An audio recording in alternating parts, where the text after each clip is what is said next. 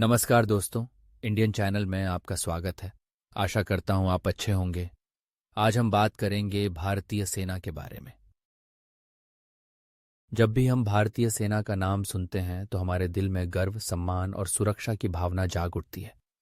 आज हम जानेंगे कि भारतीय सेना यानी इंडियन आर्मी आखिर कितनी ताकतवर है, उसकी रचनात्मक संरचना कैसी है और उसमें रैंक की व्यवस्था किस प्रकार होती है।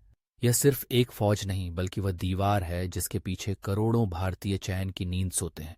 भारतीय सेना, जिसे हम भारतीय थल सेना के नाम से भी जानते हैं, विश्व की सबसे बड़ी और सशक्त जमीनी फौजों में से एक है।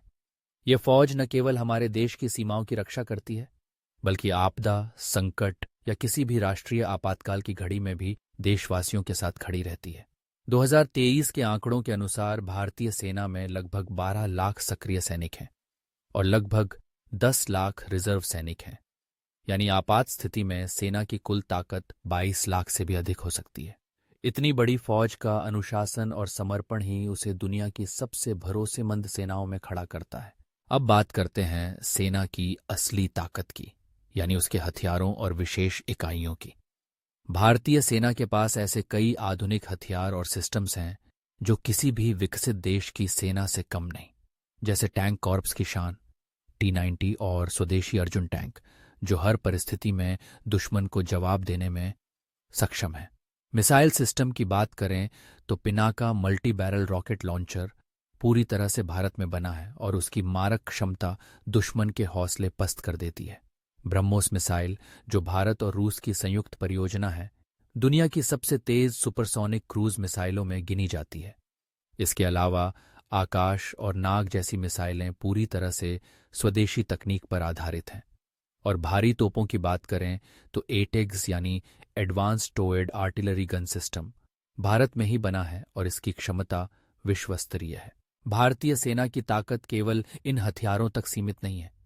उसके पास विशेष बल भी हैं जो सबसे कठिन ऑपरेशनों के लिए जाने जाते हैं, जैसे पैरा स्पेशल फोर्सेस, जो अपने अदम्य साहस और प्रशिक्षण के लिए प्रसिद्ध हैं। घातक प्लाटून्स, जो हर बटालियन की रीढ़ होते हैं और सबसे आगे रहकर लड़ते हैं। राष्ट्रीय सुरक्षा गार्ड यानी NSG, जिन्हें ब्लैक कैट्स भी कहा जाता है, वे भी सेना के विशेषज्ञों द्वारा प्रशिक्षित होते हैं। ये सभी बल भारतीय सेना की विविधता और उसकी जुझारू क्षमता को दर्शाते हैं। अब जानते हैं सेना में रैंक व्यवस्था के बारे में।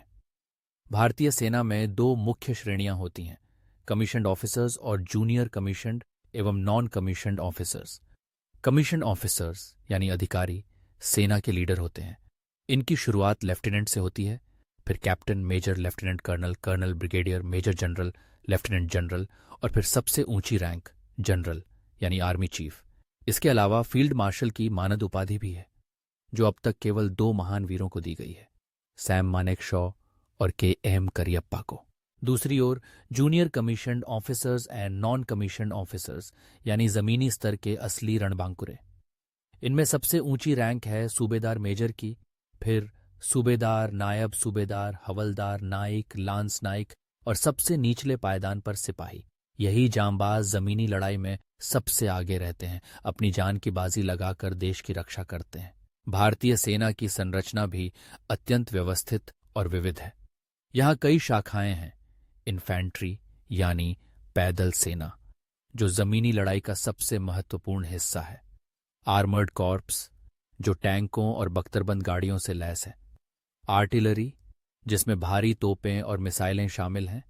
इंजीनियर्स, जो पुल, सड़क और सुरंगें बनाते हैं, माइंस हटाते हैं।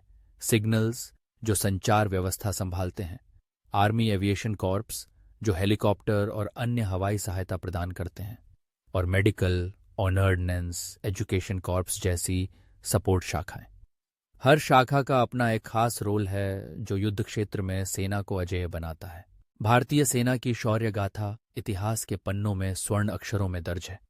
1947, 1965, 1978 और 1999 के कारगिल युद्ध में भारतीय सेना ने अद्भुत वीरता दिखाई। 1971 में भारत ने न केवल पाकिस्तान को हराया बल्कि बांग्लादेश को जन्म दिया और 53,000 पाकिस्तानी सैनिकों को आत्मसमर्पण के लिए मजबूर कर दिया। कारगिल युद्ध में ऑपरेशन विजय के तहत भारतीय जवानों ने दुर्गम पहाड़ियों पर कब्जा कर लिया और दुश्मन को पीछे हटने पर मजबूर कर दिया। इन युद्धों में भारतीय सेना के जज्बे, अनुशासन और बलिदान ने पूरी दुनिया को सलाम करने पर मजबूर किया।